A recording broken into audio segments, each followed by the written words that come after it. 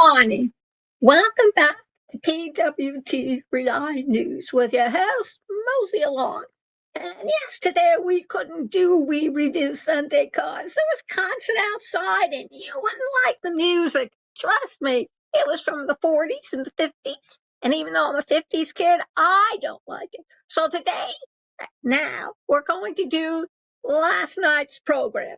We review Sunday, and we're going to talk about how dangerous the weather has become.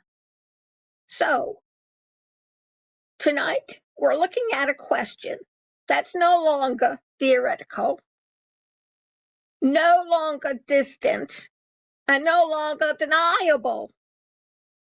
Why has Earth's weather become so extreme?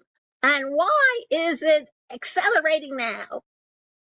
Over the last 40 years, scientists have documented a dramatic rise in extreme weather.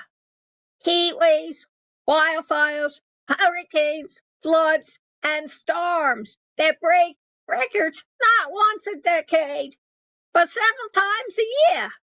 And according to new research, the pace of warming itself has accelerated sharply since around 2015, after filtering out natural influences like El Nino, volcanic eruptions, and solar cycles. Researchers found that global temperatures are now rising at about 0.35 degrees central per decade, the fastest rate ever recorded. Who believes in global warming? I do. What that means to all of us is that accelerations matter because even a small rise in global temperature adds enormous energy to the atmosphere, like bombs, petroleum, anything that upsets the atmosphere in any layer. It upsets the whole environmental scheme of things, folks. And it means more heat, which means more evaporation, which means more moisture in the air, which we call humidity, and more fuel for storms. And we're getting them early and earlier, and in other places where they don't normally see tornadoes, like in Pennsylvania. It also means drier soil, longer droughts, and more intense heat waves, like that fire in Utah. That's moving at a rapid clip, faster than a snake. The kind that strains power grids, damage crops, and threatens human health. Over in France, even the shade is too hot. The IPCC confirms that human-driven greenhouse gas emissions are the main driver behind the increase on hot extremes and the decrease in cold extremes. Maybe that explains the winter storm they're having over in Idaho and Minnesota, where it's going to be snowing 16 inches of snow.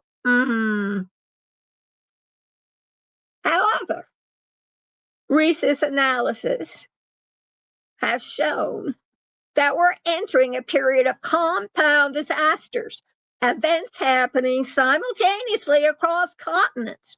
Recent analysis also show that warming is now so rapid that natural cooling mechanisms like El Nino can no longer counterbalance it. Was a time when it rained here in the Northeast, when it rained, it got cool. Now, at 9 o'clock at night, it's still 89 degrees. Heavens to Betsy. This is why we're seeing heat waves in regions unprepared for them. Storms forming faster and hitting harder. Wham, bam. Wildfires burning longer. Utah, that's an example. Marine ecosystems collapsing under rising ocean temperatures. In fact, marine scientists report that fish populations declined by 7.2% for every 0.1 centigrade of ocean warming per decade, a trend with enormous implications for global world and food security. The bottom line is that Earth's climate system is no longer warming slowly. It's warming faster than predicted, and extreme weather is the direct result. The question is no longer, is this happening? The question is, how prepared are we for what comes next? And for I've seen that very well at all. This has been We Review Sunday on Monday, due to circumstances beyond Rosie's control. Stay away, stay awake, stay prepared, and stay with PWT Relied News as we continue tracking the science shaping our world. Over and out.